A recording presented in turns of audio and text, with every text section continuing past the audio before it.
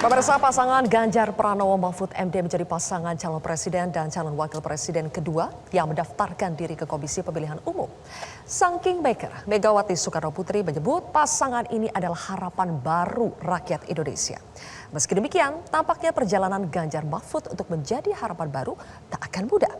Ganjar Mahfud harus bersaing dengan pasangan Amin dan menghadapi pasangan Prabowo Gibran yang merepresentasikan kekuatan penguasa. Apakah jalan Ganjar Mahfud untuk meraih kemenangan akan mudah atau susah? Jurus cepat apa yang akan dipakai Ganjar Mahfud untuk memuncaki pertandingan?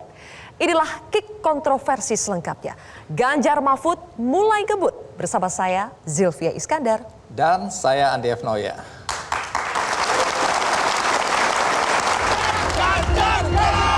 Menetapkan Saudara Ganjar Pranowo sebagai calon presiden Republik Indonesia. Saya dan Pak Mahfud mendapatkan amanah untuk berjuang bersama rakyat sebagai calon presiden dan calon wakil presiden. Sama Mas Ganjar, saya akan mendedikasikan diri bersama-sama seluruh rakyat Indonesia akan melanjutkan upaya mewujudkan cita-cita menuju Indonesia Emas tahun 2040.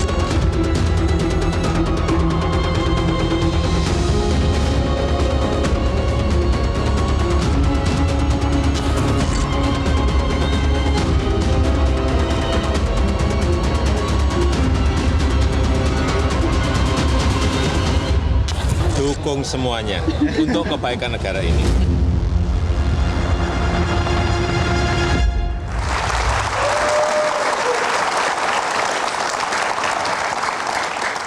Dan pemirsa, inilah bakal calon presiden dan bakal calon wakil presiden Ganjar Pranowo Mahfud MD.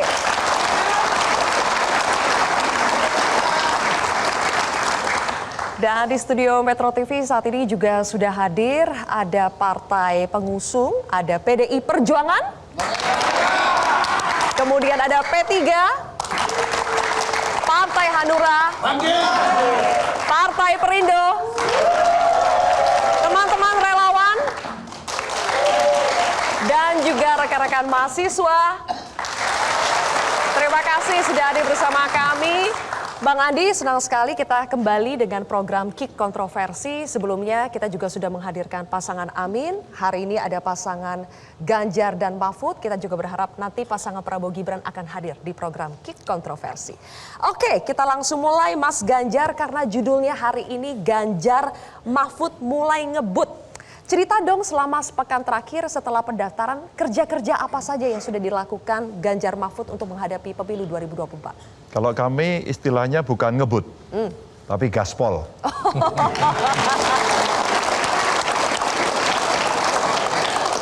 Tentu setelah pendaftaran kami berdua menjadi manpen. Maka ada tim panitia di belakangnya yang briefing kami berdua. Lalu kami mulai mensosialisasikan pasangan ini, bertemu dengan masyarakat. Saya baru tiba dari Lampung tadi pagi. Hari ini Pak Mahfud ke Maluku, ya, dan kita akan berbagi tugas dari dua orang ini, tapi dibantu oleh partai pengusung dan kawan-kawan relawan yang terus menjelaskan kepada masyarakat. Kira-kira seperti itu. Baik, jadi benar ya udah ngebut, udah gaspol ini. Nah, tapi sebelum kita bicara yang lebih serius ya, kalau yang sebelah itu kan ada istilah, ada singkatannya dari nama pasangan. Sampai sekarang udah ada belum jadinya? Ini pasangan apa? GoFood jadi gak GoFood? Ada GoFood, ada Gama, ada bakmi apa? Macam-macam, tapi kita ingin melibatkan masyarakat, maka kemarin banyak yang memberikan usulan, ya kita tampung dulu gitu. Masih ditampung ya? Oh, masyarakat usulannya bagus-bagus itu. Kan kalau mereka diajak berpartisipasi tentu senang. Tapi selain belum ada nama singkatan, ada juga yang bertanya nama koalisi pendukung Ganjar Mahfud ini apa sih? Kalau yang sebelah ada koalisi perubahan, ada koalisi Indonesia Maju. Koalisi pendukung Ganjar Mahfud? Sama, belum, nanti dikasih nama ya, biar teman-teman dari panitia nanti yang menyiapkan.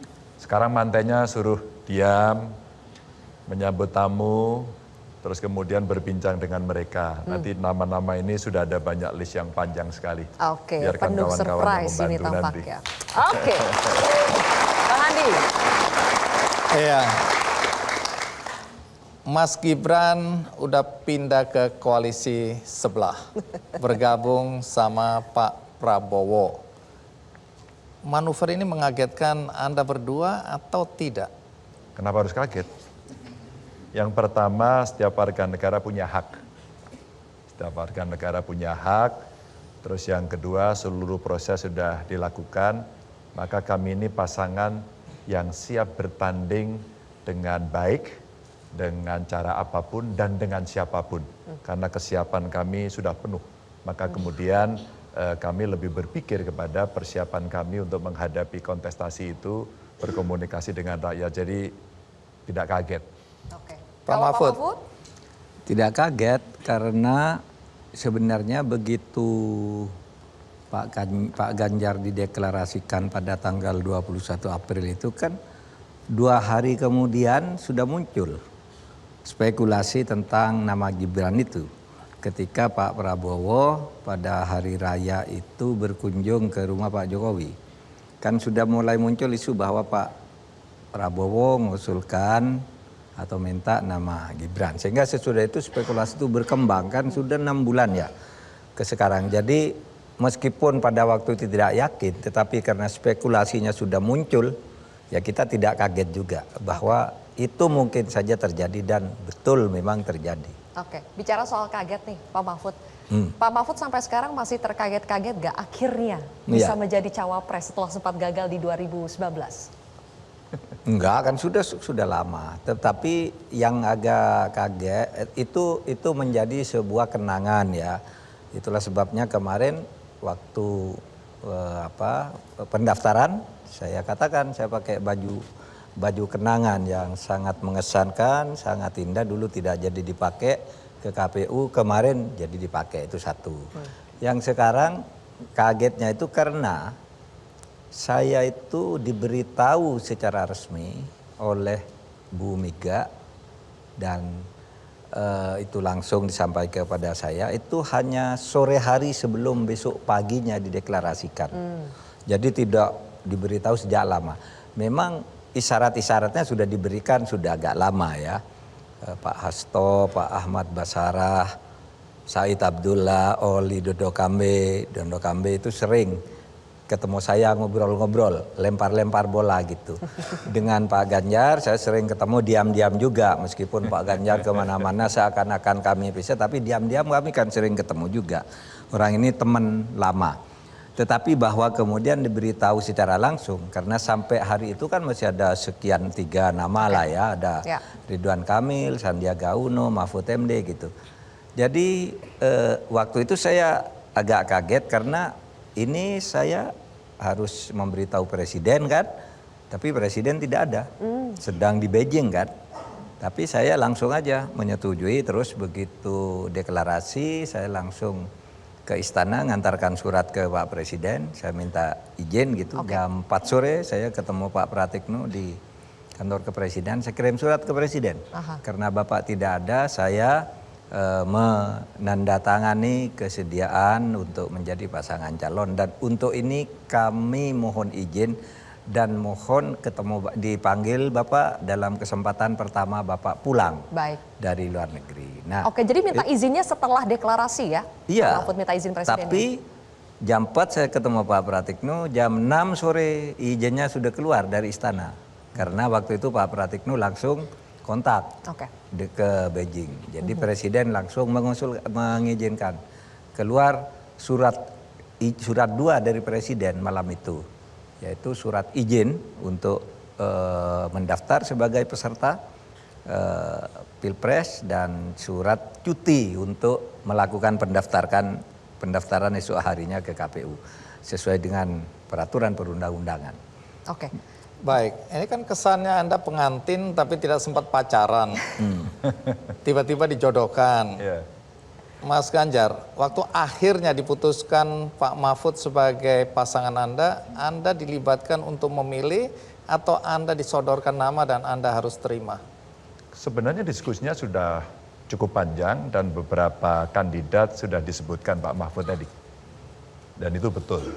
Kami komunikasi dengan para kandidat, kami komunikasi dengan partai-partai pengusung. Kalau dengan PDI Perjuangan hampir setiap hari, Tapi ada fatsun kami harus bicara dengan P3, dengan Hanura, dengan beberapa tokoh. Kita mengeksersis dengan Perindo gitu kan. Bahkan dengan kawan-kawan relawan. Yang cocok mana kira-kira begitu. Nah kami betul diam-diam kami bicara dengan Pak Mahfud. Diam-diam, agak intens. Karena kayaknya tensinya agak kelihatan. Ini akan arah kemana. Maka di IG saya pernah saya posting obrolan saya berdua dengan Pak Mahfud dan kemudian wah ini tanda-tanda ini begitu. Hilalnya kelihatan gitu.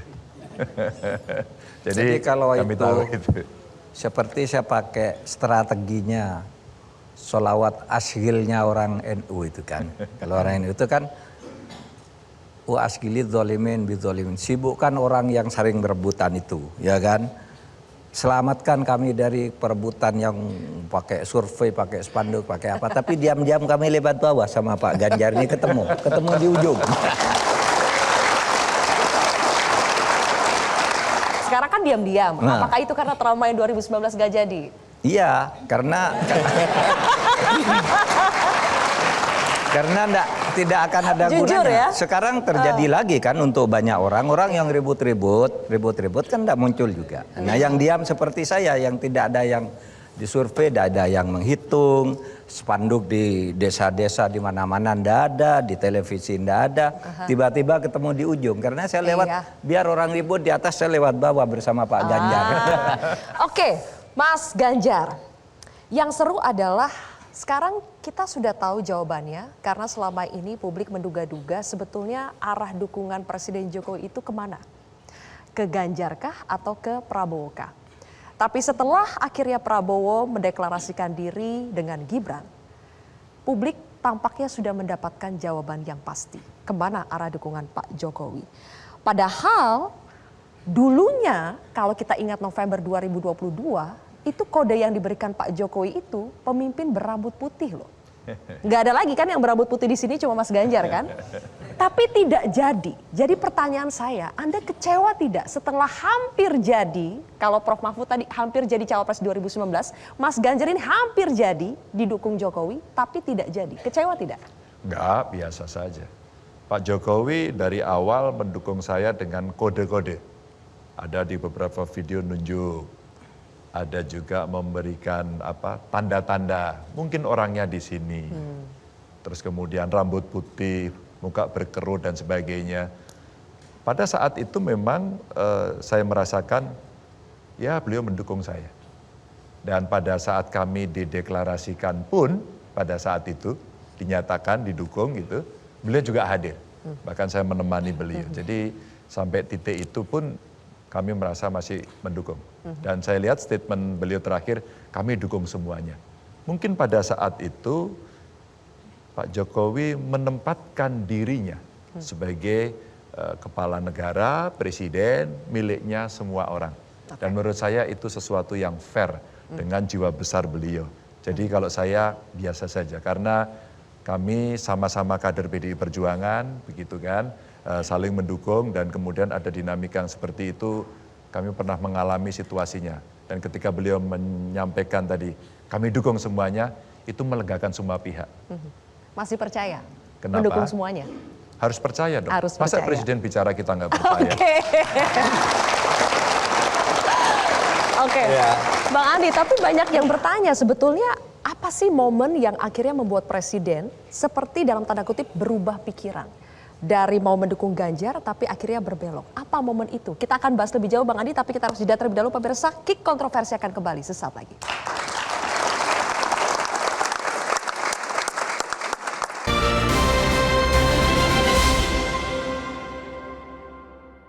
Didukung oleh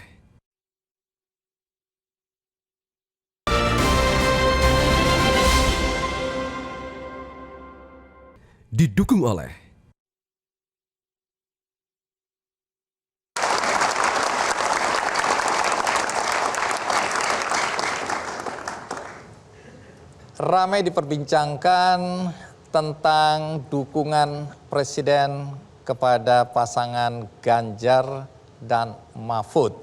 Karena kasat mata sekarang Gibran ada di seberang sana. Walaupun tadi Mas Ganjar, Anda kelihatan masih yakin ya, masih yakin bahwa satu, Anda disayang oleh Pak Jokowi. Kemudian Pak Mahfud juga adalah salah satu menteri andalan dari Pak Jokowi. Tapi semua orang sudah paham bahwa dengan adanya Gibran di sebelah, maka sebenarnya Anda berdua tidak mendapat dukungan dari Pak Jokowi. Suka atau tidak suka. Keadaan ini mulai terlihat ketika peristiwa U20. Anda juga mendukung tidak diselenggarakannya karena ada tim dari Israel. Padahal Pak Jokowi begitu bersemangat untuk menyelenggarakan. Di situ dia kecewa sama Anda. Sampai di sini dulu. Apakah Anda tahu bahwa itu awal mula dia merasa bahwa Anda tidak bersama dia lagi? Tidak. Kenapa? Karena saya klarifikasi ke beliau dan saya sudah tahu kira-kira bulan April saya sudah statement mana yang siap, mana yang tidak, dan akan ada pertukaran dari U20 ke U17 dan besok akan terjadi dan saya sudah omongkan sejak bulan April. Jadi tidak. Bahwa mungkin beliau ada kekecewaannya bisa jadi, tapi saya klarifikasi ke beliau dan beliau tidak ada masalah. Jadi kalau itu menjadi satu momentum yang hari ini mungkin akan disampaikan kepada publik, jawaban saya tidak. Anda yakin ya? Dengan keyakinan penuh karena saya bicara berdua dengan beliau. Oke, karena di luar orang kemudian melihat kekecewaan Pak Jokowi karena Anda lebih mendengar ketua umum partai ketimbang dia sebagai presiden. Agak keliru ketika publik menerjemahkan itu. Karena kami punya sikap politik, ada dasar sila Bandung, ada sejarah hubungan antara Palestina dan Indonesia, dan kemudian kami berbicara dengan Menlu, kami berbicara dengan Menteri Menpora-Tindrim, kami bicara dengan Duta Besar Indonesia di Singapura yang pernah menjadi wartawan di TV ini juga. Kami siapkan itu dengan baik dan kita tawarkan. Dan kami komunikasi dengan sangat baik. Jadi tidak hanya cerita soal itu saja, kami ini memberikan sebuah sikap dengan sejarah yang kami baca, dengan sikap politik yang kami berikan, dengan ideologi yang ada. Dan itulah yang kemudian muncul di publik. Dan tentu saja setelah itu apa alternatifnya? Maka pada saat itu saya sampaikan, sudah cerita ini akan selesai. Dari kalau kita ingin merayakan nanti, akan kita lihat pada U17. Pasti akan dikasihkan. Dan saat itu seseorang menelpon kepada saya, jangan ngomong dulu ya Mas, begitu. Jadi drama ini pun untuk kali ini saya ceritakan kepada publik. Jadi bukan karena itu. Masih ada lagi.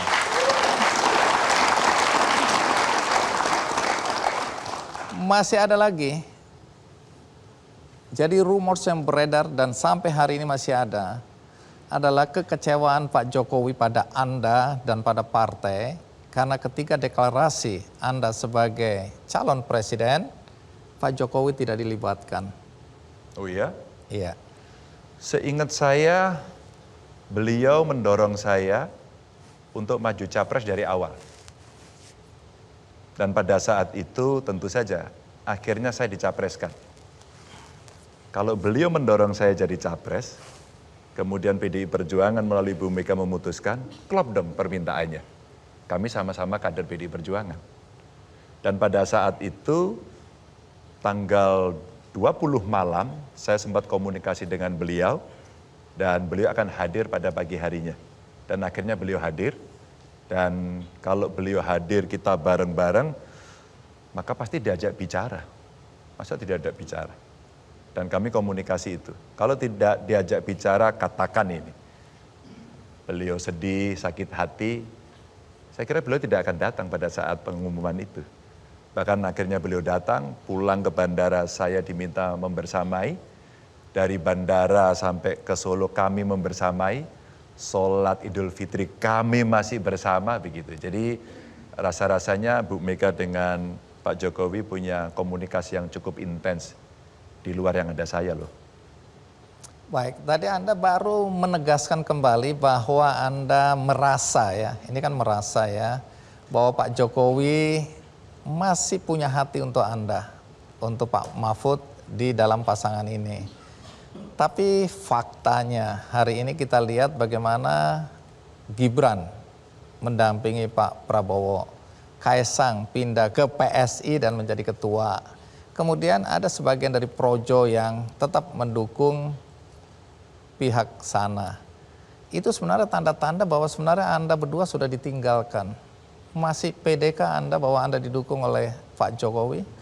Sampai pada titik nantinya kami akan lihat. Tapi kalau soal dukungan, rasanya relawan lebih banyak di Ganjar sekarang.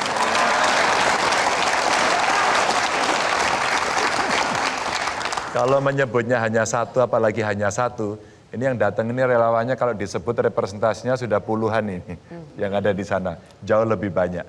Bahkan dengan nama yang sama pun di daerah mendukung saya. Jadi kalau soal itu, dengan segala risiko, kita menghormati seluruh pilihan siapapun dia. Pak Mahfud, walaupun pertanyaan tadi itu internal partai Pak Mahfud, ya. Tapi dari perspektif Anda melihat kalau, ya ini kan masih kita perbincangkan, kalau dukungan itu betul-betul tidak diberikan oleh Pak Jokowi, ini kan kita bicara ikatan emosional antara bapak dan anak ya, lepas dari logika kita dalam bernegara. Anda melihat faktor dukungan Pak Jokowi kalau tidak ada, kita tahu loyalis Pak Jokowi besar sekali jumlahnya, apakah akan berdampak atau Anda tetap yakin bahwa itu tidak akan berpengaruh pada dukungan terhadap Anda berdua? Mungkin gini ya, soal dukungan itu. Itu kan ada yang masuk karena dukungan Pak Jokowi, ada yang begitu Pak Jokowi tidak mendukung justru masuk. Itu kan biasa itu dalam politik. Saya melihat migrasi sesudah saya dideklarasikan itu kan saya pidato. Bagi siapapun yang sampai hari ini menunda untuk memilih karena menunggu sikap saya, silahkan sekarang masuk ke Ganjar Mahfud. Itu perkembangannya signifikan. Dalam beberapa hari terakhir naik terus. Ya. Karena apa? Karena selama ini orang nunggu juga Mahfud itu kemana kan gitu. Memang pasti ada lah yang keluar dari situ, tapi yang masuk lebih banyak. Kemudian saya melakukan langkah-langkah yang gaspol juga. Ke kantong-kantong yang selama ini masih tidur, mulai dibangunkan komunitas-komunitas yang saya bangun. Misalnya irisan-irisan dengan ormas-ormas Islam seperti NU, KAHMI, ICME. Itu semua mulai bangun irisannya, yang tadinya nunggu sudah mulai bangun. Dan itu tentu hasil studi tentang itu sekarang kan belum muncul. Ya. Meskipun kita sudah tahu banyak yang sudah menemukan itu. Sudah menyampaikan ke kami, oh, ini Pak Ganjar dan Pak Mahfud naik. Karena kemudian yang tidur-tidur tuh mulai bangun di berbagai daerah sekarang. Nah, oleh sebab itu bagi saya biasa kita tetap optimis bahwa kita ini menang. Oke. Satu lagi. Kita harus jeda dulu, Bang Andi. Tapi satu lagi sebelum kita jeda ya. Ini pertanyaan yang sebenarnya saya udah males tanyakan, tapi saya harus tanyakan mengenai kontrak politik. Karena ini salah satu yang disebut-sebut sebagai bagian dari kekecewaan Pak Jokowi terhadap Mas Ganjar. Karena di situ Anda memberikan ruang yang sangat besar kepada ketua partai atau partai, dalam hal ini PDIP Perjuangan, untuk ikut menentukan menteri-menteri dalam kabinet. Nah, nanti silakan Anda jawab. Sekarang kita rehat sejenak.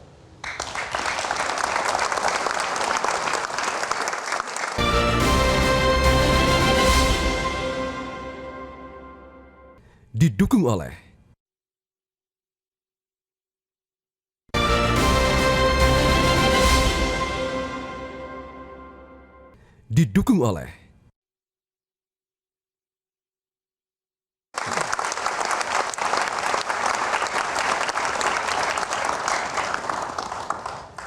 Ya, tadi pertanyaannya masih belum dijawab berkaitan dengan apa yang saya tanyakan, silakan dijawab. Kontrak politik. Ada dua hal.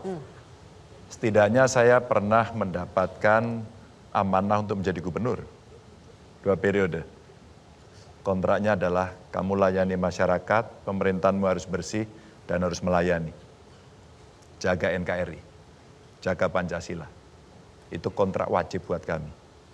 Yang kedua, dalam penentuan kabinet, kita bicara satu kalimat, kabinet mesti dibentuk dalam zakon kabinet, kabinet ahli. Siapa kemudian?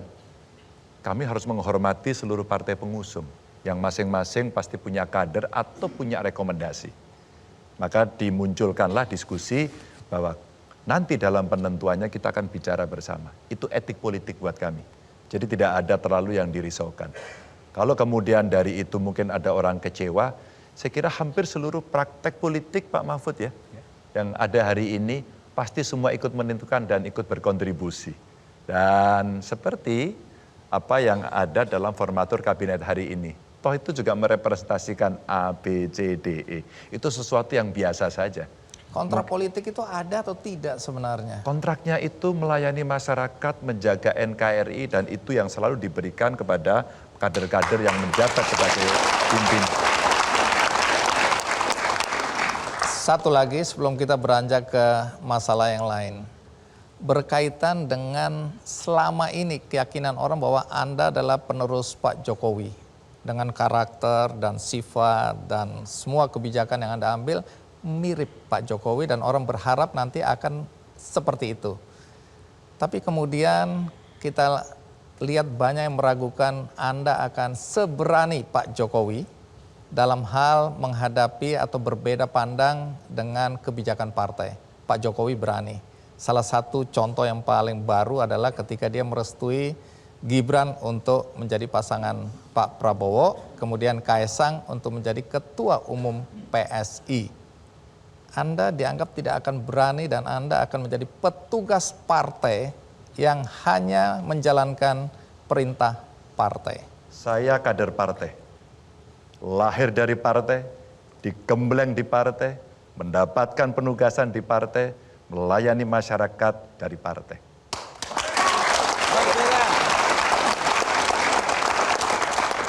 Ada satu loyalitas dalam sebuah organisasi yang harus kita taati. Sebagai wartawan di media ini pasti akan ikut dengan keputusan institusi. Saya hakul yakin itu. Siapapun. Artinya kalau ada keputusan atau kebijakan partai yang sebenarnya tidak sesuai dengan prinsip Anda atau hati Anda tetap jalankan itu. Tidak bisa putusan hitam putih yang berkaitan dengan apakah itu, ini atau itu. Sebelum diputuskan, kami selalu bicara. Kami punya pengalaman 10 tahun. Kami punya pengalaman 10 tahun ketika berbeda kami berbicara. Ketika itu keras saya ambil keputusan. Dan itu berjalan baik-baik saja. Jadi artinya ketika perbedaan keputusan yang menjadi prinsip-prinsip yang ada di partai, ideologi partai, dan mesti dilaksanakan, kita tinggal bicara. Karena saya lahir di sini, maka kemungkinan besar friksinya akan kecil karena saya paham betul partai ini, saya ngerti ideologi ini, saya ngerti misi partai ini, platform ini, kemana kita harus melangkah. Oke. Tapi Mas Ganjar, kalau toh ternyata tetap berbeda antara kebijakan yang Mas Ganjar ingin ambil dengan kebijakan partai nanti, apakah Mas Ganjar berani berbeda dengan partai? Apa contohnya? Misalnya kalau partai sebetulnya lebih mendukung program A, tapi Mas Ganjar ingin mendukung program B. Kalau itu ideologis kami akan diskusi. Kalau itu berpihak kepada rakyat, kami akan diskusi. Hampir selama kurang lebih 10 tahun kami menyelesaikan persoalan itu, partai tidak pernah komplain. Karena partai saya mengerti apa yang harus saya kerjakan. Ini ideologis, ini tidak melanggar Pancasila, ini moderat untuk seluruh umat, dan kamu harus lakukan itu. Maka kami mengerti apa yang harus kami lakukan. Jadi kami tidak bisa memutuskan hanya sekedar kehendak saya sendiri dan maunya saya sendiri. Maka harus ada maunya nilai bernegara dan ada maunya rakyat. Yang itulah menjadi misi partai. Maunya rakyat, itu yang utama ya Mas Ganjar. Betul. Ya? Oke, baik. Tadi Pak Mahfud sudah menyinggung soal survei. Kalau selama ini Pak Mahfud mengatakan dirinya belum muncul di survei, di baliho juga belum ada, spanduk belum ada. Tapi memang Pak Mahfud kita lihat Kami akan menampilkan survei-survei yang sudah memasukkan nama Pak Mahfud, tapi memang ini belum atau sebelum deklarasi ya. Jadi ini adalah 3 survei terbaru, tapi 3 survei ini memang belum dilakukan atau dilakukan sebelum deklarasi. Coba kita tampilkan terlebih dahulu. Yang pertama adalah survei dari LSI Denny JA. Kami cantumkan tanggal di sini ya supaya jelas ini memang sebelum deklarasi pasangan Ganjar Mahfud. Di situ yang memimpin adalah pasangan Prabowo Gibran, kemudian baru Ganjar Mahfud dengan 36,9%, kemudian pasangan Anies Mohaimin. Selanjutnya, survei Alfara Research Center. Ini tanggal 1 sampai 6 Oktober, lagi-lagi sebelum deklarasi Ganjar Mahfud. Prabowo Gibran 30,1%, Ganjar Mahfud 36,5%, kemudian Anies Mohaimin 19,4%. Dan ada satu lagi survei dari Indikator Politik Indonesia yang dilakukan tanggal 16 sampai 20 Oktober atau ini adalah periode setelah putusan MK. Putusan MK yang akhirnya membolehkan Capres-Cawapres belum berusia 40 tahun tapi pernah memiliki pengalaman kepala daerah untuk menjadi Capres-Cawapres. Prabowo Gibran 36,1%, Ganjar Mahfud 33,7%, Anies Mohaimin 23,7%. Nah, Pak Mahfud, kalau dilihat dari survei-survei ini, lagi-lagi ini sebelum deklarasi, apakah Anda yakin hari ini ceritanya akan berbeda? Ketika Anda sudah dideklarasikan, ceritanya akan berbeda. Angka-angka ini akan jauh untuk pasangan Ganjar Mahfud naiknya. Saya yakin, karena ini survei-survei kan belum mengcover ketika seperti saya katakan, mereka banyak yang menunggu kan, Pak Mahfud tuh mau kemana kan gitu. Nah waktu saya pidato saya katakan, maka bagi Anda yang menunggu pada hari ini saya menyatakan bersedia, silakan sekarang bermigrasi bagi mereka yang sudah terlanjur tempat, yang belum masuk gitu. Nanti kita lihat aja kira-kira 2 minggu ke depan gitu. Saya yakin. Lihat aja ya. Ya. Oke, baik. Menarik Sylvia ya. Optimis sekali. Waktu di sini ada Mas Anies dan Cak Imin ya hadir, saya tanyakan ini ke Mohaimin Iskandar, Pak Mahfud. Saya bilang seberapa yakin dia bisa mengalahkan Anda di Jawa Timur dan merebut suara dari kaum Nahdlin. Dia bilang hakul yakin. Dia merasa dia lebih dikenal, lebih punya mesin penggerak dibandingkan Anda. Sampai di sini apa komentar Anda? Survei tidak ada yang membuktikan itu sama sekali. Survei apapun selalu saya di atas kalau bicara Jawa Timur. Iya. Tidak ada yang menunjukkan Mohaimin lebih tinggi dari saya baik di seluruh Jawa Timur maupun khusus untuk NU. Kan selalu saya sama Khofifah di atas. Tapi tidak apa-apa, dia punya hakul yakin kan, harus hakul yakin orang berdua. Enggak, Anda baca aja semua survei yang ada sebelum itu. Kalau bicara Jawa Timur, bicara NU gitu. Apalagi yang Kompas 11 Oktober kemarin, Kompas yang 11 Oktober sebelum saya deklarasi. Untuk luar Jawa dari keseluruhan capres yang ada, saya yang tertinggi 52, yang lain di bawah 45.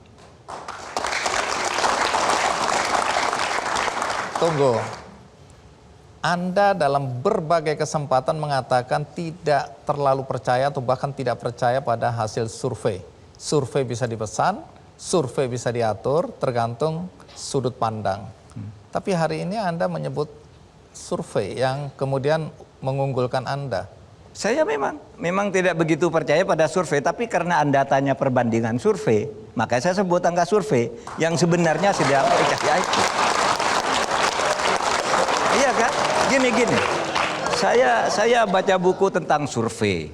Judulnya tuh Demystifying of Social Statistics. Survei itu bisa dibuat. Mau saya buat Andi lebih tinggi dari Sylvia lebih bisa. Metodenya benar. Tinggal cara bertanyanya. Itu bisa saya menangkan Mas Andi. Sama. Oleh sebab itu, wah itu kan tergantung pesanan. Iya kan? Bisa gitu. Baik. Nah, tapi ada yang objektif juga Apa yang itu? tidak pernah muncul ke publik, gitu ya. Saya coba sejak lama misalnya, saya maaf menyebut lembaga survei Indopol itu kan udah lama menyebut itu tertinggi. Saya udah lama, kemudian dikonfirmasi oleh Alfara kan, dan masih banyak lagi. Gitu. Tapi tidak apa-apa, semua orang harus percaya bahwa dirinya menang. Kalau tidak, ya kan tidak akan menjadi calon. Baik. Baik.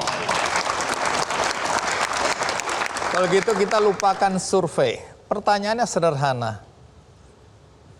Apa hebatnya Anda dibandingkan Muhaimin Iskandar? Tunggu, Pak Mahfud. Banyak, kan? Sebelum dijawab, ini menarik ya. Sebelum dijawab, kita jeda terlebih dahulu ya. Biar dipersiapkan dulu jawabannya. Ki kontroversi akan kembali sesaat lagi.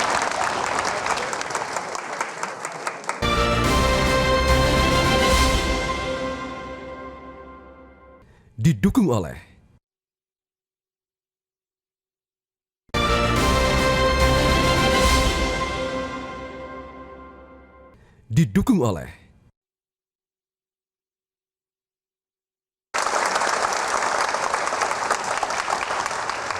Terima kasih Anda masih bersama kami berdua, Sylvia dan saya Andi F. Noya di acara Kick Kontroversi. Dan pertanyaan saya ulang untuk Pak Mahfud. Ya. Apa hebatnya Anda dibandingkan Muhaimin Iskandar? Nggak tahu, barangkali memang lebih hebat Muhaimin Iskandar barangkali. Tapi Anda bisa bertanya itu kepada responden yang muncul di survei-survei. Itu kan ada pertanyaan, apa kelebihannya A, B, C, D. Iya kan? Kan selalu ada tuh, mengapa Anda milih ini dan seterusnya kan ada. Nah saya kira itu saja yang dibaca. Di kalangan Saya tidak merasa lebih hebat dari siapapun. Di kalangan NU sudah terbiasa berbeda pandang dan terbuka. Ya. Jadi apa hebatnya Anda dibandingkan Muhaimin Iskandar? Enggak tahu saya. Kalau gitu pasangannya mungkin yang bisa bantu jawab Mas Ganjar. Kelebihan. Kenapa? Pak Mahfud. Tolong dibantu. Tolong dibantu. Lebih senior, banyak pengalaman. Nah itu dia. Oke. Tapi begini Pak Mahfud, wakil presiden itu biasanya ya diidentikan dengan ada istilahnya ban serep. Kalau tidak punya peran signifikan ya hanya mewakili presiden, kalau misalnya presiden berhalangan hadir, ada anggapan seperti itu Pak Mahfud. Jadi apakah Anda akan jadi wakil presiden yang seperti itu atau yang versi bagaimana? Gini, pidato Bu Mega itu ya, kenapa beliau memilih saya? Dikatakan di situ, satu, saya punya reputasi di penegakan hukum, di pemberantasan korupsi, kemudian di dalam menangkal radikalisme dan sebagainya. Nah, Sylvia, yang dipidatukan oleh Bu Mega itu dikatakan kepada saya sore harinya, Pak Mahfud, tugas Pak Mahfud ini loh, hukum di Indonesia carut marut. Aparat penegak hukumnya kacau, korupsi sudah merajalela. Oleh sebab itu Pak Mahfud nanti fokus ke sini. Nah, terus saya tanya ke Bu Mega, Bu, saya tanda tangani nih kesediaan saya dengan fokus saya ke sini. Tapi kalau saya diberi tugas ini, nanti saya akan minta izin berembuk dengan Mas Ganjar. Bahwa Wapres harus diberi akses yang lebih terbuka untuk ikut mengurusi Kemenko Polhukam. Sehingga saya tetap bisa ngawal. Artinya Kemenko Polhukamnya bukan saya Wapresnya, tapi saya bisa sewaktu-waktu mengevaluasi kerja Kemenko Polhukam. Mengapa ini macet? Kan kita sudah ada visi misi kan. Hukum harus begini, pemberantasan korupsi harus begini. Politik harus begini, ideologi harus begini, sudah ada semua. Nah, itu ada di Kemenko Polhukam. Nah, saya tidak akan menjadi formalitas di bidang tugas-tugas ini, misalnya ya hanya jadi ban serep atau apa, dan Bu Mega setuju, ya justru itu tugas Anda gitu. Artinya rembu aja dengan Mas Ganjar kan, ini harus tangani. Dan saya kira semua orang tahu, saya tidak mungkin saling melempar tugas dengan Mas Ganjar, itu pasti bersama. Tidak mungkin juga sering menghindari tugas dan saling berebutan tugas, itu tidak mungkin. Nyaplok gitu. Karena kami akan mewujudkan diri sebagai semacam duit tunggal. Jadi makanya tidak akan ada dua matahari ya, Pak Mahfud, antara Anda dengan Mas Ganjar tidak akan ada dua matahari? Karena kan sama-sama vokal. Nggak bakal dua matahari, biarlah beliau jadi mataharinya aja. Enggak, saya enggak bakal jadi matahari. Tadi ada yang menarik Pak Mahfud ketika Pak Mahfud mengatakan Bu Mega spesifik mengatakan sekarang kondisi negara kita itu dipenuhi banyak permasalahan hukum. Ya. Tadi Anda sebutkan korupsi merajalela, aparat penegak hukum melakukan berbagai pelanggaran. Itu semua terjadi ketika Pak Mahfud menjadi Menko Polhukam. Ya. Jadi apa bedanya nanti kalau Pak Mahfud menjadi Wapres? Beda, begini Anda tidak boleh membandingkan saya jadi Menko Polhukam dengan saya jadi Wapres. Yang Anda bandingkan ketika saya menjadi Menko Polhukam sekarang dengan Menko Polhukam sebelumnya. Gitu cara membandingkan. Coba gini, saya katakan, apakah Menko Polhukam sebelumnya pernah mengungkap kasus seperti kasus Sambo, meskipun dulu banyak? Apakah pernah merampas harta kekayaan negara yang dicuri orang seperti BLBI? Apakah pernah mengejar orang seperti Johan Darmadi, Surya Darmadi? Apakah pernah seperti Indosuria? Enggak kan? Menko sebelumnya enggak melakukan itu, hanya karena saya koordinator ya diam aja. Kalau saya ungkap, termasuk Asabri, saya yang ungkap. Satelit. Itu satelit yang dicuri orang itu merugikan 1,5 triliun itu. Dulu ndak ada orang mengatakan bisa ndak tuh melibatkan tentara. Saya undang Pak Prabowo, saya undang Pak Andika ke kantor saya. Pak, ini di sana ada korupsi, ini ada tentara aktifnya. Selama ini orang mengatakan ndak berani kalau tentara. Bapak setuju ndak kalau saya tindak? Setuju kata Pak Prabowo. Setuju kata Pak Andika. Saya bawa ke pengadilan. Ada tentaranya. Apa ada yang dulu begitu? Nah, cara membandingkannya begitu, bukan membandingkan yang belum terjadi. Oke. Sylvia. Ya, kenapa Bang Andi? Tunggu, ini Pak Wapres ini yakin bahwa dia bisa melakukan apa yang diinginkan tadi. Aha. Kita harus tanya kepada Presiden, Anda izinkan atau tidak ya? Mas Andi, untuk sebuah kebaikan demi bangsa dan negara, malah saya tugaskan beliau. Nah, Ini bukan tanpa argumen. Oke. Dalam sebuah praktek yang lebih kecil untuk ngurus, ya sebutlah saya pernah menjadi gubernur. 2 wakil gubernur saya ajak kerjasama. Maka alhamdulillah sampai masa tugas berakhir pun kami senang, masih bersilaturahmi. Bahkan sampai hari ini Pak Wagub saya udah selesai, beliau dari P3, ya. Beliau mau running DPD, sekarang menjadi tim sukses saya. Dan pada saat itu kami kasih tugas, Gus, jenengan urus nanti soal kemiskinan, jenengan urus soal isu perempuan dan anak, ya, jenengan urus soal HIV/AIDS, dan beliau jalan kemana-mana. Lalu seorang teman juga yang sekelas beliau, sama-sama wakil bertanya, Mas Ganjar, kenapa Pak Wagub Jawa Tengah diberikan keleluasaan? Iya, dia mau membantu saya. Dia ingin mengerjakan untuk melayani masyarakat, kenapa tidak? Nah, kalau problem penegakan hukum itu sulit, kalau kemudian pemberantasan korupsi sulit, apalagi melibatkan orang-orang yang penting, yang orang takut, loh ini ada orang berani kok nggak dikasih kesempatan, kita kasih lah. Oke, baik. Sedikit melompat ya. Banyak pengamat mengatakan bahwa kemungkinan akan 2 putaran. Kalau dilihat dari beberapa survei ya. Dan kalau 2 putaran, Ganjar Mahfud itu bakal kalah. Karena kalau Prabowo yang menang, suaranya Anies dan Muhaimin Iskandar akan pindah ke sana. Kalau Anies Baswedan dan Muhaimin yang menang, maka suara Prabowo Gibran akan pindah ke Anies dan Muhaimin. Artinya Anda ini sebenarnya bakal kalah. Seberapa yakinnya bahwa Anda akan menang kalau 2 putaran? Seberapa yakinnya? Boleh tahan dulu, kita jeda lagi pemirsa. Tetap di Kick Kontroversi.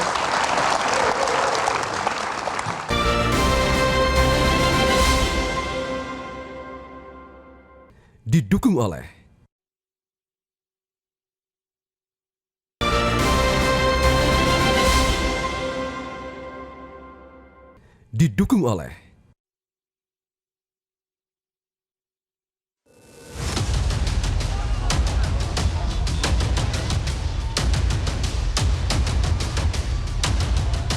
Yang jelas kita ingin membangun Indonesia dengan lebih cepat, ya. Dan kita ingin apa yang sudah dilakukan oleh pemerintahan hari ini, baik kita teruskan.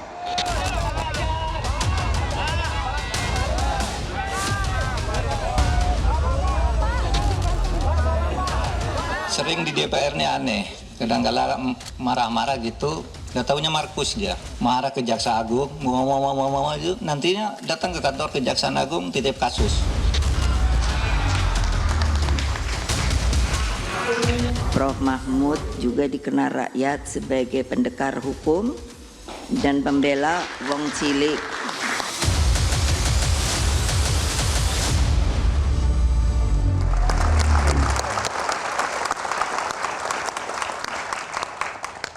Baik, pemirsa, kembali lagi di Kick Kontroversi. Tadi terjeda ketika Bang Andi memberikan pertanyaan soal potensi pemilih yang akan bermigrasi ya. Bagaimana jawabannya Mas Kalau Ganjar? 2 putaran. Kalau 2 putaran. Ya, tentu komunikasi politik dilakukan. Tentu tim pemenangan juga sudah menyiapkan strategi itu. Memangnya kita tidak komunikasi dengan mereka. Kita komunikasi. Memangnya kita tidak tahu perasaan partai-partai yang sedang bergabung itu. Kita tahu perasaannya. Gimana perasaannya Mas? Kenapa? Gimana perasaannya? Ya ada yang tertekan, ada yang ikhlas ya, ada yang pengen pindah tapi nggak enak gitu kan. Kan sudah ada Mbak, kan praktek-prakteknya sudah ada kan. Maka dari partai-partai kami terima kasih, solid begitu kan. Maka ada yang pernah ke sana, kok nggak cocok ya pindah ke sini. Ada yang sudah ke sini kemudian pindah ke sana, itu dinamika yang biasa saja. Maka kita menghadapi satu proses, satu putaran. Itu tentu achievement motivation yang kita coba akan dorong. Tapi seandainya tidak, kita akan masuk kepada putaran kedua. Tentu ada strategi yang disiapkan oleh seluruh tim untuk melakukan itu. Jadi kalau bendera start sudah dikibarkan, pantang mundur kita untuk bisa menang. Satu hal yang selalu menjadi pertanyaan dari waktu ke waktu kalau pergantian rezim, yaitu politik balas budi. Pendukung-pendukung, saya nggak menuduh Anda ya yang nonton. Pasangan Ganjar dan Mahfud nanti kalau menang itu akan mendapat ganjaran. Paling tidak direksi BUMN, komisaris BUMN, atau mungkin jabatan menteri. Ingat Pak Jokowi dulu mengatakan berkali-kali tidak ada itu politik balas budi. Hari ini kita bisa lihat siapa yang duduk di komisaris BUMN, siapa yang jadi menteri, siapa yang jadi direksi. Dan semua orang khawatir itu akan terjadi pada pasangan Ganjar dan Mahfud. Anda berani nggak berjanji bahwa itu tidak terjadi atau memang itu realitas dalam kehidupan? Jadi nggak usah dipertentangkan atau nggak usah dikritisi. Sebenarnya melibatkan para pendukung itu bagus. Karena apa? Kita punya satu value yang sama. Kita punya nilai yang sama, kita punya komitmen yang sama. Justru dari belajar dari pengalaman yang sudah, maka silahkan Anda duduk sebagai menteri karena memang Anda kompeten. Silahkan Anda duduk sebagai direksi atau komisaris karena memang Anda punya tugas dan kompetensi di situ. Maka kompetensi basis inilah yang mesti kita jadikan. Bukan kemudian menghadirkan atau meletakkan orang yang inkompeten yang ada di situ. Dan itulah suasana yang, mohon maaf, mungkin 1-2 orang sekarang melihat, loh kok dia ada di situ ya? Padahal kayaknya dia nggak bisa deh. Maka inilah kita butuh KPI dari mereka yang harus duduk dalam jabatan publik ini. KPI kabinet mungkin, KPI para direksi mungkin, sehingga publik akan bisa melakukan kontrol bahwa ya dia bekerja dengan baik. Sehingga nanti tidak toleh kiri, toleh kanan, dan kemudian dia mengerjakan apa yang dimaui untuk dirinya sendiri. Bukan maunya rakyat.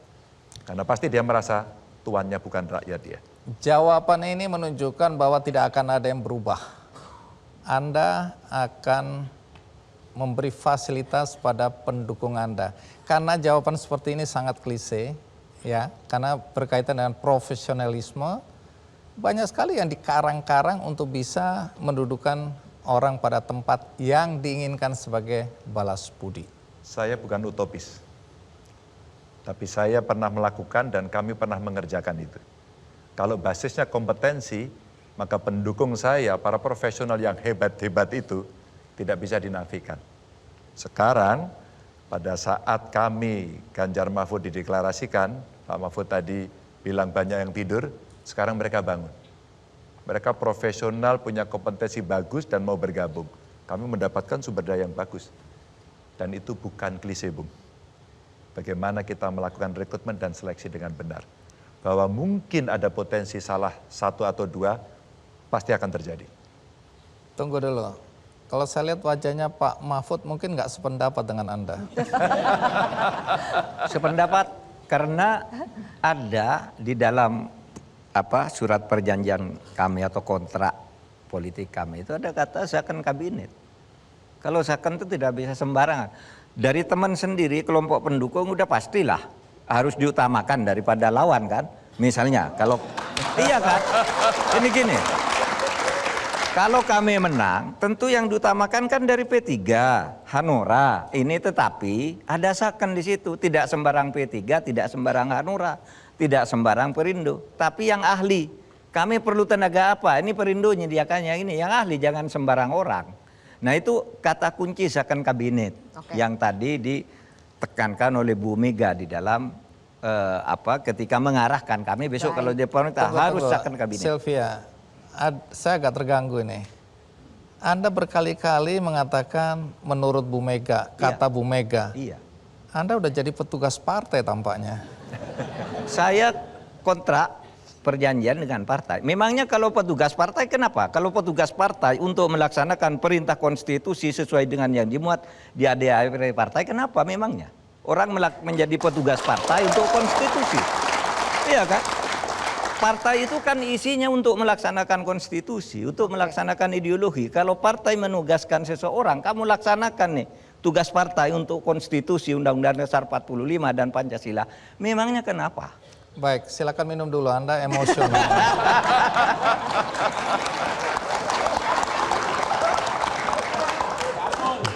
Oke, baik. Ini masih terkait dengan Bu Mega. Pak Mahfud, ketika Bu Mega mendeklarasikan Anda sebagai cawapresnya Mas Ganjar, Bu Mega mengatakan satu hal. Kita putarkan dulu pernyataan Bu Mega berikut ini. Ya untuk apa ada aturan hukum kalau semuanya pada diam. Ayo Pak, kita ngomong Pak. Dulu saya rasanya merasa sepi sendiri. Karena kalau saya ngomong, nah terus wartawan langsung bully. Nah sekarang ada Pak Mahfud nih, belain saya dah.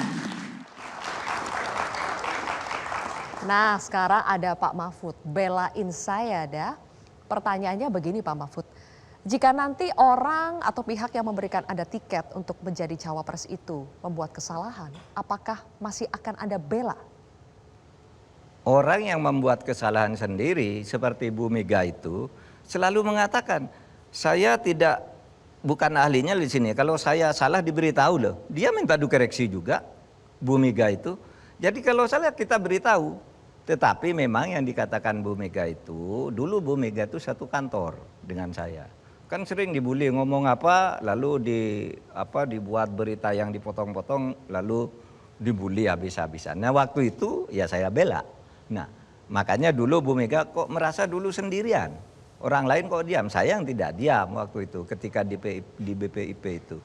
Selalu memberi argumen seperti argumen yang dikemukakan Bu Mega yang tidak dipotong-potong. Dan itu harus kita lakukan lagi ke depan. Ya, kalau orang selalu dipotong kalimatnya, ya seperti yang sering saya katakan orang ya selama ini. Ketika orang mau menjadi capres atau cawapres dari PDIP itu gambarannya serap. Takut harus punya uang sekian triliun, sekian miliar. Oleh sebab itu saya tidak pernah mendekat ke PDIP. Karena saya tidak punya uang. Tetapi begitu saya ketemu Bu Mega, perintah pertama kamu jangan cari uang. Jangan cari uang, kamu kampanye aja. Jangan himpun uang dari orang. Kalau orang menyumbang langsung ke lapangan. Nggak ada tuh. Yang selama ini dikatakan kalau mau jadi wapres, saya tidak punya uang sepeser pun dan tidak bayar sepeser pun. Tidak diminta sepeser pun. Nah yang begini-gini kan harus diluruskan. Opini yang dibangun secara sesat seperti itu kan harus diluruskan. Gitu kan? Oke, Artinya Pak Mahfud mengatakan bahwa ya kalau ada kesalahan koreksi begitu ya? Ya pastilah. Bukan membela yang membabi buta begitu ya Pak Oh Mahfud? iya enggak, masa membela membabi buta? Oke. Hari ini yang menjadi pembicaraan hangat adalah Pak Mahfud soal dinasti politik. Dulu Pak Jokowi berjanji tidak akan mengulangi apa yang dilakukan oleh rezim Orde Baru. Tapi hari ini kita lihat bagaimana putra-putra Pak Jokowi yang satu menjadi bacawa pres. Padahal banyak yang mengatakan ya, padahal baru 2 tahun menjadi wali kota, yang satu baru 2 hari sudah menjadi ketua umum, gitu kan. Bagaimana pasangan Ganjar Mahfud ini memastikan diri tidak akan menjadi seperti itu, Pak Mahfud? Iya, bagaimana memastikannya di tekad saya aja. Pertama track record saya. Track record saya memang saya enggak suka dinasti, mengutamakan family apa dan sebagainya enggak pernah saya lakukan sampai selama ini. Bahkan dulu ketika saya jadi ketua MK yang pertama saya panggil sekjen namanya Pak Janit. Pak Janit, ketua MK di sini saya. Anda kalau dipanggil istri saya jangan datang. Harus dengan izin saya. Anda mau memberi fasilitas apa kepada istri saya, kepada anak saya anggap melanggar hukum. Tapi tetap saja orang harus diberi peluang karena apa? Setiap orang kan punya peluang untuk maju. Apakah itu anak saudara, silakan asal maju sendiri aja, tidak memanfaatkan kedudukan kita sebagai pejabat. Anak Anda berapa? Anak saya 3. Umur? Yang sekarang umur 39, yang tertua ada di sini tuh. Ikut. Pekerjaan? Dia sekarang dosen PNS, ASN dan sedang menempuh program S3 untuk sport medicine. Ini saya hanya ngetes saja apakah Anda masih ingat pada anak-anak Anda. Oke. Tunggu Mas Ganjar, jangan ketawa dulu. Karena ini pertanyaan berikutnya sama untuk Anda, soal dinasti. Oke. Mas mau mendengarkan video anak saya nggak? Dia habis di podcast oleh Grace Tahir. Mau dengerin nggak? Saya nonton. Tapi kalau Anda mau putar supaya kita semua punya Iyalah, saya pemahaman kebetulan yang sama. habis merekam biar semuanya nonton. Ini ada pertanyaan menarik. Saya buat kamu menjadi saya punya menteri. Nanti saya bikin caranya gimana lah kamu jadi menteri. Kamu nggak tertarik? Ya kalau jadi menteri mah ekstrim banget Mbak Grace. Yang lain dia contohnya apa jadi menteri ekstrim banget. Oke, bisa jadi apa lah, jadi bupati lah, apa gimana, apapun itu juga. Bisa atur lah, pokoknya umurnya diturunkan lah, kualifikasi apa segala macam. Kamu nggak tergiur? Kalau tergiur Mbak, enggak. Karena di situ ada moral dilema yang perlu saya perhatikan. Apabila saya sudah memenuhi kualifikasinya dan itu emang saya memiliki kompetensi tersebut, itu why not? Saya tuh tidak pernah menutup kemungkinan apapun di situ. Tapi at the same time, apabila ada regulasi yang menghambat ataupun ternyata emang saya kompetensinya ada yang jauh lebih baik dari saya, ya itu berarti bukan tempatnya saya Mbak Grace. Itu saya masih memiliki perjalanan yang sangat jauh ke depannya di mana saya bisa memantapkan diri saya. Dan yang jelas kalau bicara soal politik Mbak, politik itu adalah bagaimana kita membahagiakan orang lain. Dan sebelum kita membahagiakan orang lain, kita perlu membahagiakan diri sendiri dulu.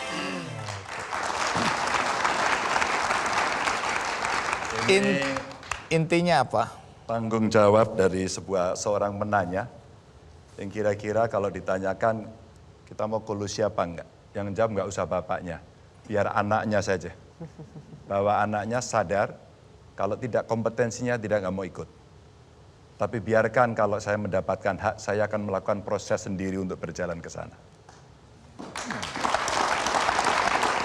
Pak Ganjar, baru semalam saya sampaikan ke istri saya, ini istri saya ada di antara penonton. Saya bilang saya mengikuti anaknya Mas Ganjar dan saya mengagumi anaknya Mas Ganjar. Ini jujur saya katakan. Tapi sekarang saya mau cantolkan kepada konteks. Ketika Gibran baru beberapa bulan, 5 bulan yang lalu, dia mengatakan saya ini masih terlalu muda. Saya lebih baik fokus pada pekerjaan saya yang sekarang. Tahu-tahu kita dikagetkan, dia sudah langsung jadi bacawa pres. Artinya semua bisa berubah ketika orang tua meminta. Dugaan kuat, saya tidak tahu, dugaan kuat ini perintah bapaknya. Artinya anak boleh punya pandangan, punya prinsip, tapi ketika orang tua meminta, dia akan melihat bahwa ini orang tua yang meminta. Artinya apa yang Anda sampaikan barusan tadi, serahkan pada anak, ketika Anda yang menginginkan bisa berubah. Saya yang harus menahan diri untuk tidak menginginkan. Karena kuasa itu sangatlah menggoda. Maka kita harus punya self control pada soal itu. Maka kami mengajukan pernyataan-pernyataan kepada publik bagaimana kita seharusnya menyiapkan seorang kader. Apakah itu anak, apakah itu teman, apakah itu orang lain. Siapkanlah semuanya dengan baik agar kompetensi basis itu bisa dilakukan. Makanya saya sampaikan dan ternyata diamini oleh anak saya bahwa, "Nak, hari ini kamu tidak saya minta untuk menjadi A, B, C, D. Tugasmu adalah belajar untuk kamu tahu, sehingga kamu bisa menentukan nasibmu sendiri dan kamu punya moral untuk melakukan itu." Oke. Mas Ganjar, apakah itu artinya Anda ingin mengatakan sekarang, apa yang terjadi sekarang dengan Presiden Jokowi merestui Gibran menjadi bacawa pres melalui proses yang dirasa begitu cepat, itu adalah hal yang salah? Boleh dijawab nanti, kita jeda lagi pemirsa, Ki Kontroversi kembali sesaat lagi.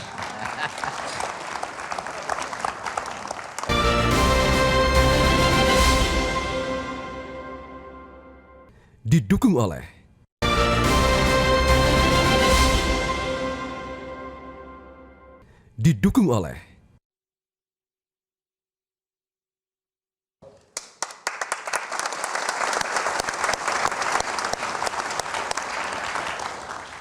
Mas Ganjar, jadi apa yang dilakukan Presiden Jokowi sekarang merestui Gibran menjadi bacawa pres di saat baru 2 tahun menjadi wali kota dan di tengah kontroversi putusan MK.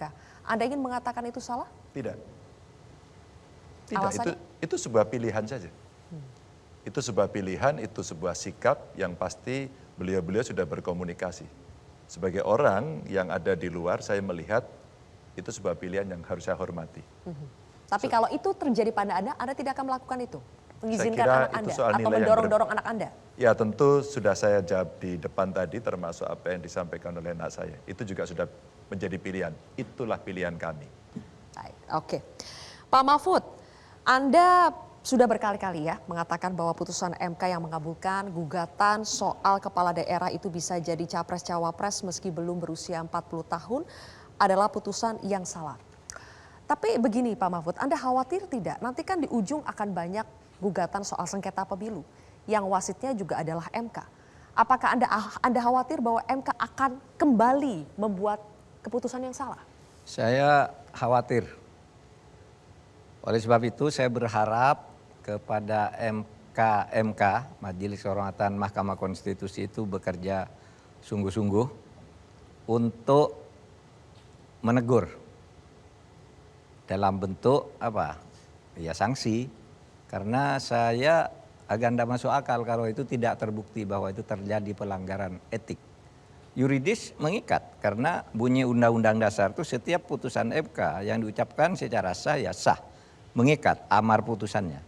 Tetapi untuk sampai pada putusan ini kan ada nih. Ada akrobat-akrobat yang menurut saya melanggar etik. Nah, oleh sebab itu nih harus ditegur nih, harus diingatkan agar pada tahapan-tahapan berikutnya ketika terjadi sengketa hasil ini jangan lagi terjadi. Kalau perlu juga harus ada penegasan dari MKKK bahwa orang yang mempunyai kepentingan, keterikatan, konflik interest dengan perkara itu supaya tidak boleh menjadi hakim. Kalau disuruh mengundurkan diri tidak bakalan. Oke. Nggak boleh gitu aja. Kalau putusan MK kan bisa dikatakan sebagai bentuk sanksi, sebagai bentuk penegasan terhadap apa yang terjadi. Tetapi oke, sekarang itu sudah selesai secara hukum, sudah mengikat karena begitu kata konstitusi. Tetapi itu jangan sampai terjadi, jangan sampai mengkhawatirkan orang ke depannya. Nanti putusan MK bukan hanya soal pemilu, soal-soal lain yang banyak terjadi. Anda khawatir dengan situasi sekarang ya? Iya, kalau situasinya seperti sekarang saya khawatir. Tapi Pak Mahfud kita tahu sekarang sudah dibentuk MK-MK. Tapi Anda katakan bahwa Majelis Kehormatan MK atau MK-MK terkadang bisa dibeli. Kenapa Anda katakan begitu Pak Mahfud? Apakah sedemikian bobroknya? Nah kayak gitu tuh mungkin terjadi. Dan saya katakan itu ketika MK baru mengumumkan kami akan membentuk MK. Saya katakan jangan terlalu optimis dulu. Tapi kemudian besoknya diumumkan, oh ini MK-nya ada Pak Jimli, ada Pak Bintan Saragi, ada Wahidudin Adam. Nah kalau kepada orang ini saya pribadi bisa berharap. Karena saya tahu orang ini cukup bisa dipercaya. Mudah-mudahan berani saja kan gitu. Oke, ada satu lagi Pak Mahfud, ketika sekarang sudah terbentuk pasangan Prabowo Gibran, dikatakan bahwa pasangan Ganjar Mahfud ini seperti sedang melawan pasangan petahana. Ada Pak Prabowo yang sekarang sudah seperti lebih Jokowi dari Jokowi, kemudian juga ada Gibran yang menjadi anaknya Pak Jokowi. Disitulah orang-orang takut akan ada abuse of power, penyalahgunaan kekuasaan. Itu juga menjadi kekhawatiran Anda Pak Mahfud? Iya, menjadi terpikir oleh saya dan juga sudah banyak dikhawatirkan oleh masyarakat kan. Ya nanti kita lihat karena saya kira banyak sekarang masyarakat sipil sedang melakukan gerakan-gerakan yang sudah dikomunikasikan dengan kami gitu untuk meminimalisir itu terjadi abuse of power itu. Misalnya nanti mungkin akan ada satu LSM yang membentuk pemantau-pemantau sampai ke tingkat kabupaten yang itu melembaga, yang itu akan melaporkan setiap peristiwa di lapangan dan akan melakukan langkah-langkah hukum di setiap daerah yang dilakukan. Ada lagi banyaklah nanti akan muncul sendiri untuk meminimalisir itu, gitu, meminimalisir abuse of power yang mungkin terjadi itu. Oke, jadi Anda berharap ada masyarakat untuk ikut mengawasi ya? Iya, kalau kita sendiri kan tidak terlalu kuat. Lebih baik masyarakat. Selama ini juga lebih banyak masyarakat yang seperti menghalau, mempersoalkan ini. Putusan MK ini kan lebih banyak masyarakat yang kemudian berhasil mendorong agar dibentuk MK. Di dalam banyak kasus lebih banyak peran masyarakat. Gitu. Kita akan berharap ini civil society ini supaya terus bergerak karena kita juga dulu membangun negara ini melalui civil society juga kan ketika melakukan reformasi. Nah ini kita lakukan lagi sekarang agar tidak ada hegemoni dari negara. Baik, menarik. Ya, mau tepuk tangan dulu. Menarik ya, karena soal faktor bobroknya hukum dan macam-macam masalah lain yang kita hadapi sekarang ini, termasuk yang menjadi sorotan publik adalah korupsi. Mas Ganjar, saya nonton wawancara Anda, dan ada yang mengganggu pikiran saya sampai hari ini. Ketika Anda mengatakan bahwa ada teman Anda ketika Anda jadi gubernur di provinsi yang korupsi. Kemudian Anda memberhentikan dia. Kemudian ada juga bawahan Anda lapor atau Anda ketahui korupsi, atasannya melapor ke Anda bahwa dia sudah diberhentikan. Sampai di situ Anda kelihatan puas. Tapi kalau dilihat dari perspektif yang berbeda, Anda bukan tegas memberantas korupsi, tapi Anda sedang justru melindungi koruptor karena Anda hanya memecat sehingga dia terbebas dari proses hukum. Jadi persisnya cerita itu bagaimana? Proses hukum tidak di tangan saya. Tapi apakah itu berlanjut ke proses hukum atau? Silahkan proses hukum melanjutkan. Tapi setidaknya sebagai sebuah bentuk komitmen, kami menindaklanjuti itu. Kami putuskan sendiri, tanpa menunggu teriakan-teriakan yang lain. Bayangkan, kami melakukan itu aja masih dipertanyakan. Yang lain itu tidak melakukan apa-apa, jangan-jangan melindungi. Biasanya posisi-posisi yang kolutif seperti ini, yang orang akan melihat seolah-olah baik-baik saja. Maka komitmen yang kemudian kita lakukan adalah, satu, bagaimana mencegah. Dua, bagaimana kemudian kita mensosialisasikan kepada mereka untuk membawa value integritas, anti korupsi. Nah kalau kamu melanggar, kamu tak pecat. Sebuah sikap yang kemudian kita tunjukkan bahwa ya kita tidak main-main. Kalau soal pengadilannya silahkan kemudian diteruskan. Tidak sampai melaporkan. Tidak sampai melaporkan yang bersangkutan. Setidaknya hukuman dari seorang eksekutif dilakukan dengan serta-merta.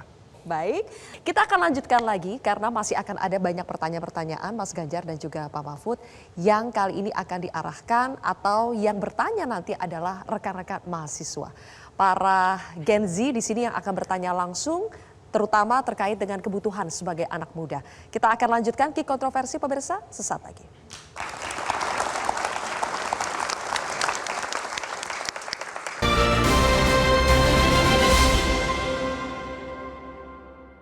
Didukung oleh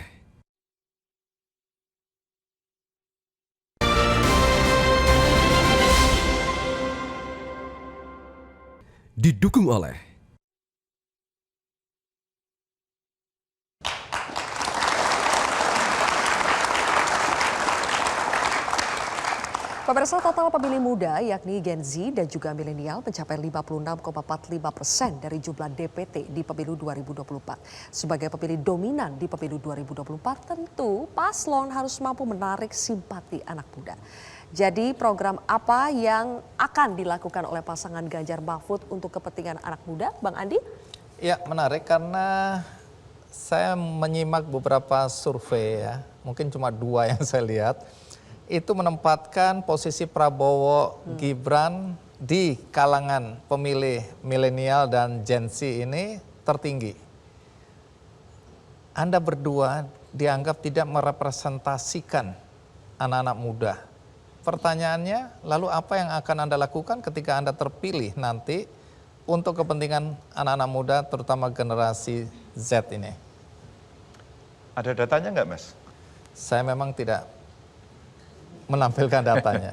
Terima kasih atas pertanyaan yang provokatif. Karena survei terakhirnya tidak begitu. Tapi kalau perlu nanti saya kasih data terbaru. Iya. Lanjut. 1. Gen Z dan milenial 50% lebih. Ternyata problem besar mereka adalah lapangan pekerjaan. Di kelas dunia, dia punya problem housing, lalu lapangan pekerjaan, mental health, dan bagaimana kemudian dia bisa mendapatkan ruang ekspresi sesuai dengan hobinya. Ini data yang kami punya. Dan barusan kami talk show tentang itu. Apa yang bisa kita lakukan adalah mencoba merekam apa yang mereka mau. Mereka sangat peduli pada demokrasi. Mereka orang-orang yang sangat melek teknologi. Mereka adalah anak-anak muda yang sangat kreatif dan sangat peduli terhadap sesama, termasuk dalam isu lingkungan. Maka kalaulah kemudian kita akan merespon mereka, maka inilah anak-anak yang sekarang mesti mulai dilibatkan dalam pengambilan keputusan. Apakah itu formal, apakah itu dalam bentuk diskusi. Sehingga ekspresi mereka mesti kita berikan. Ada yang konkret mereka sampaikan. Pak Ganjar, saya ini penulis lagu, saya desainer, saya olahraga saya skaters, saya e-sport. Mana ruang yang bisa diberikan? Atau barangkali mereka adalah anak-anak ingin menciptakan pekerjaan, startup, katakan seperti itu. Apa yang bisa diberikan oleh pemerintah kepada kami? Lalu saya sampaikan, kalau kreatif hub oke enggak? Langsung dalam pikirannya fasilitas apa yang bisa diberikan, apakah kami mudah mengakses. Karena disitulah tempat mereka bisa berkolaborasi. Dan ternyata, boom, itu terjadi. Maka Mas Andi juga sekali-kali harus bercerita bagaimana kreatif hub yang kami buat di Banyumas. Dan sekarang menjadi tempat yang sangat ramai sekali didatangi oleh anak-anak muda. Mereka berbagi segala pengalaman dan memunculkan tokoh-tokoh lokal. Inilah yang kemudian akan memberikan kesempatan kepada mereka lebih baik lagi. Oke, tapi apakah itu yang betul-betul dibutuhkan oleh anak muda? Sekarang kita akan langsung dengar pertanyaan-pertanyaan dari mereka, Mas Ganjar dan Pak Mahfud. Sudah Silakan. ada rekan kita Alif Naufal Ramirez, mahasiswa FISIP UIN Jakarta, betul? Oke, silakan. Assalamualaikum warahmatullahi wabarakatuh. Waalaikumsalam. Kami ingin mendengar, Pak, visi gerak cepat Bapak ini apakah mempunyai visi yang bisa merubah secara signifikan terhadap kondisi dan situasi dalam negara Indonesia kita saat ini, khususnya dalam kasus kemiskinan. apakah strategi dari Bapak Ganjar dan dari Bapak Mahfud ini memiliki strategi yang gaspol dan gercep untuk bisa menyelesaikan dan menuntaskan permasalahan kemiskinan yang kita hadapi pada hari ini? Silakan langsung. Panggilannya siapa tadi? Naufal ya. Noval. Ya. Noval, terima kasih pertanyaannya. Apa yang dilakukan pertama? Bereskan datanya. Maka satu data Indonesia is emas. Wajib hukumnya hari ini kita harus membereskan satu data. Maka kalau itu bisa kita ketahui, maka setiap keluarga miskin akan ketahuan datanya. Maka terhadap dia diberikan apa saja. Katakan mereka pada desil 1 dan desil 2. Ini kemiskinannya cukup ekstrim. Jangan-jangan memang fakir miskin dan anak terlantar yang dipelihara oleh negara itu adalah dia. Maka negara wajib memberikan pemeliharaan itu untuk keseluruhannya. Mungkin makannya, mungkin rumahnya, kesehatannya, termasuk pendidikannya. Maka kalau kemudian kesehatan beres, makanan beres, dan kemudian ada di antara keluarga itu masuk dalam usia pendidikan, rasanya negara lah yang harus menjamin agar mereka bisa menjadi orang-orang terdidik yang belajar. Kalau satu keluarga miskin, satu sarjana, maka di keluarga itu akan dirubah oleh si anak itu. Anak ini akan mengubah keluarganya. Saya punya sampel. Ketika keluarga miskin yang ada di Jawa Tengah umpama, pengalaman mikro di Jawa Tengah. Kemudian diberikan bantuan-bantuan yang sifatnya karitatif, charity, dan kemudian itu dikonsumsi, maka ada tetangga sebelahnya mengatakan, saya tidak mendapatkan karena datanya buruk. Maka yang kedua, ketika saya coba cari, kamu harus sekolah karena kamu masuk usia sekolah, kami tidak punya biaya. Maka saya buatkan sekolah vokasi gratis untuk mereka dan hanya untuk orang miskin. 3 tahun kami investasi, tahun keempat sudah panen. Dan dia membereskan seluruh kemiskinan keluarganya, dan hari ini kita cloning menjadi 18 sekolah. Terbayangkan Noval? Saya akan buat seluruh Indonesia untuk itu agar mereka punya akses pendidikan yang bagus.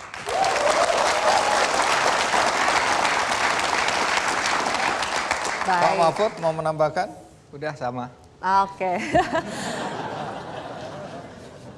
Kita langsung lanjut ke penanya kedua. Baik, bismillahirrahmanirrahim. Assalamualaikum warahmatullahi wabarakatuh. Langkah konkret apa yang akan Bapak kerjakan ketika Bapak Ganjar dan Bapak Mahfud terpilih menjadi Presiden dan Wakil Presiden 2024 di Indonesia ini dalam menangani perlindungan, memberikan perlindungan, terus juga dalam menegakkan hukum yang seadil-adilnya di negara ini, yang dimana contoh kasus yang sebelumnya pernah ada, yaitu adanya pelanggaran hak asasi manusia di Rempang, Wadas, dan bahkan di Kanjuruhan. Mungkin sekian dari saya, terima kasih. Oke. Apakah Pak Mahfud? Mahfud ya? Oke. Ya. Ya, silakan. Ya baik, jadi begini memang kalau kita lihat masalah penting dari yang kita hadapi, terutama untuk memberi akses atau peluang kepada anak-anak Gen Z ini adalah penegakan hukum dan keadilan tadi. Karena begini, sekarang ini penyakit hukum di tingkat atas itu kolutif.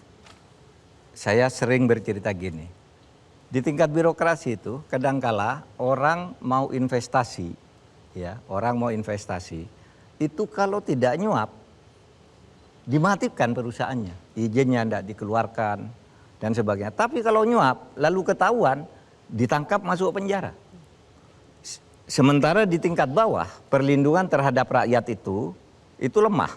Oleh sebab itu maka penegakan hukum ke depan itu harus pada level atas itu harus menjamin kepastian hukum dan penegakan tanpa bulu. Ini ke tingkat atas nih, kepada pengusaha, penguasa. Begini caranya, kepastian hukum dan penindakan. Ke bawah adalah perlindungan. Sehingga nanti akan terjadi keadilan. Karena kalau enggak, nanti kan anak-anak Gen Z ini itu bisa frustasi. Saya selalu katakan gini, orang ini kalau anak-anak muda frustasi oleh negaranya sendiri tidak diberi peluang, tidak diberi pelayanan yang baik, nanti nasionalismenya luntur. kesetiaannya nanti pindah keluar. Oleh sebab itu kan banyak sekarang orang mau mulai usaha itu, mau kalau lewat Indonesia ini sulitnya bukan main, gitu. Kurang ini, kurang itu. Oleh sebab itu dia kadang-kala ambil aja kalau startup itu misalnya ambil izin di Singapura, karena di sana lebih mudah. Sebentar mendapat izin sudah operasi jalan, lalu jalan gitu. Nah, oleh sebab itu ke depannya ini harus kita kepastian pelayanan, kemudian kebersihan birokrasi, sedangkan ke bawah sekarang ini, ke bawah banyak lah. Ini hak-hak masyarakat itu diambil secara sepihak oleh mafia. Dan mafia itu tidak bisa disembunyikan oleh siapapun, itu bekerja sama dengan oknum aparat. Entah itu di kepolisian, entah itu di kejaksaan. Itu banyak sekali yang terjadi sekarang ini. Nah, kalau saya ke situ nanti untuk menjamin kepastian-kepastian agar adik-adik ini yang Gen Z ini juga merasa nyaman, merasa terlindungi oleh negaranya dan punya kesetiaan kepada Republik ini. Oke, baik. Pak Ganjar mau menambahkan? Cukup. Baik, oke.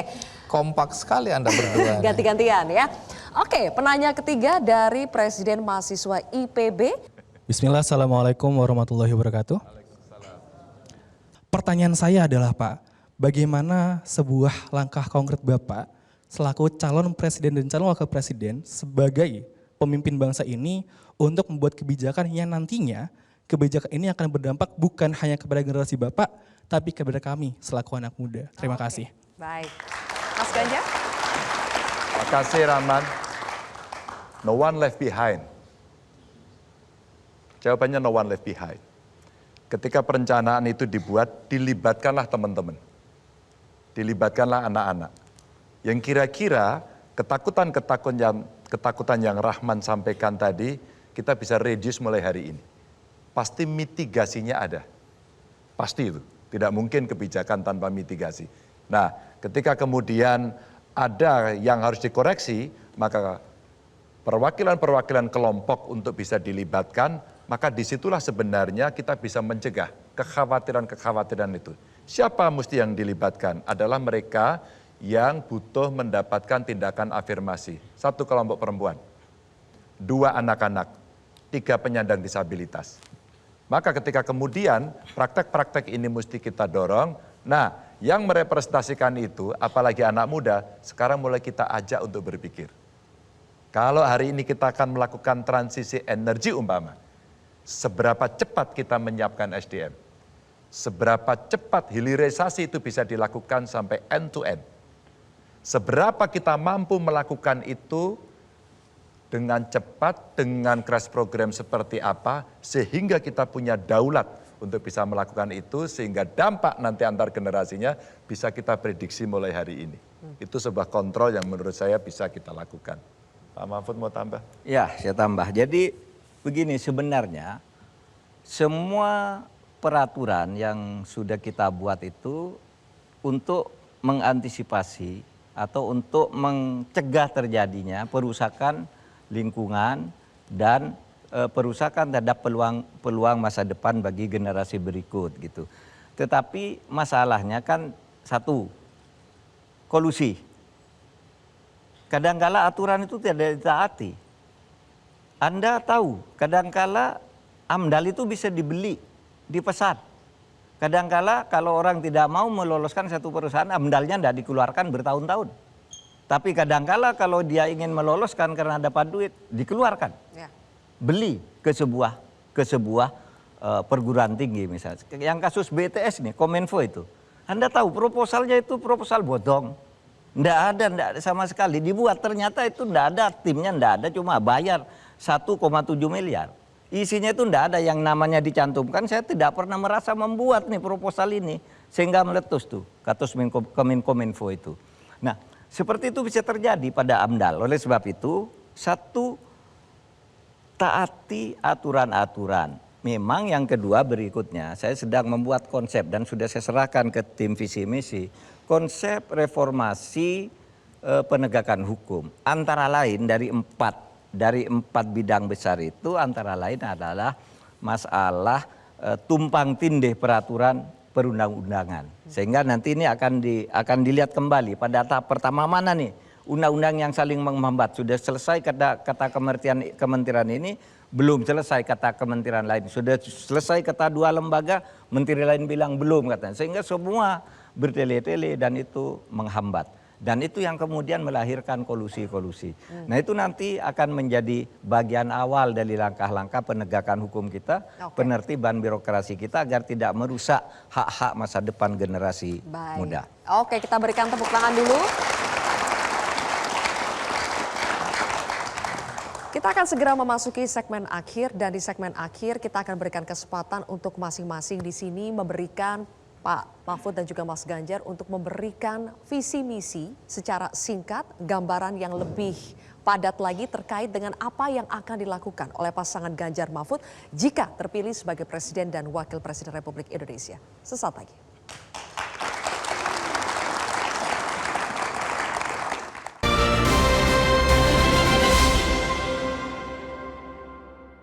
Didukung oleh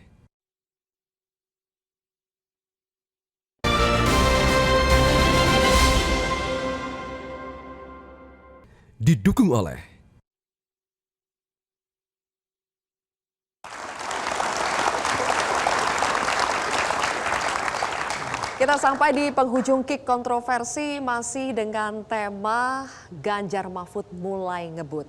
Sepanjang hampir 2 jam tadi kita sudah mendengarkan pokok-pokok pikiran dari Mas Ganjar dan juga Pak Mahfud. Kini kami akan berikan kesempatan kepada masing-masing untuk menyampaikan closing statement pamungkasnya. Apa yang ingin disampaikan kepada rakyat Indonesia untuk meyakinkan bahwa mereka ini adalah pemimpin yang paling atau terbaik untuk Indonesia. Saya persilakan kepada Pak Mahfud terlebih dahulu, 1 menit dimulai dari sekarang. Ya, sampai saat ini berdasar hitung-hitungan angka sementara kami meyakini bahwa kami akan menang di dalam Pilpres ini. Tetapi ingin saya tekankan kepada semuanya, kami ingin menang secara bermartabat. Kami melarang siapapun yang mendukung kami melaksanakan pemilu ini secara curang, karena menang karena kecurangan itu sama sekali tidak menolong negara kita dan tidak akan memberi berkah. Oleh sebab itu mari kita laksanakan pemilu ini dengan damai, demokratis dan bermartabat. Bermartabat itu artinya jujur dan dilakukan dengan damai dan penuh persaudaraan. Titik. Oke. Mas Ganjar. Kita punya kesempatan bagus dalam satu momen bonus demografi. Jangan sampai menjadi malapetaka demografi. Maka inilah kecepatan yang harus kita lakukan dengan mempertimbangkan ada faktor ekologis, ada faktor keberlangsungan, dan tentu saja melibatkan lebih banyak anak muda agar kemudian kita bisa memitigasi problem-problem yang nanti akan bisa menjadi dampak negatif. Inilah saatnya kita bergerak bersama agar kita bisa mencapai Indonesia Emas menuju 2045. Oke.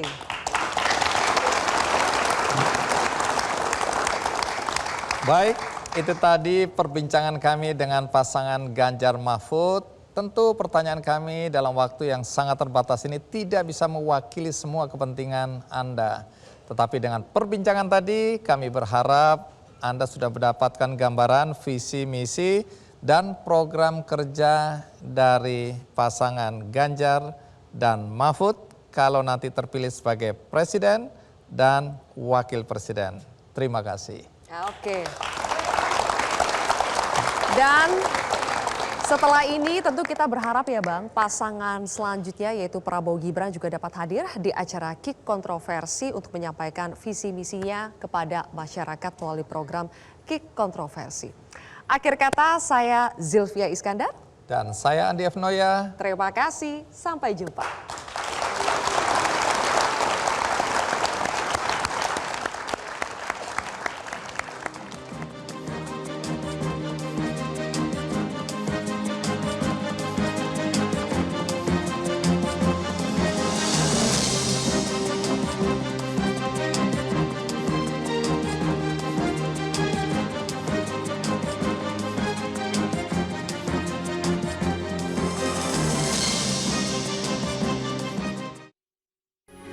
Metro TV. Jelajahi cara baru mendapatkan informasi. Download Metro TV Extend sekarang.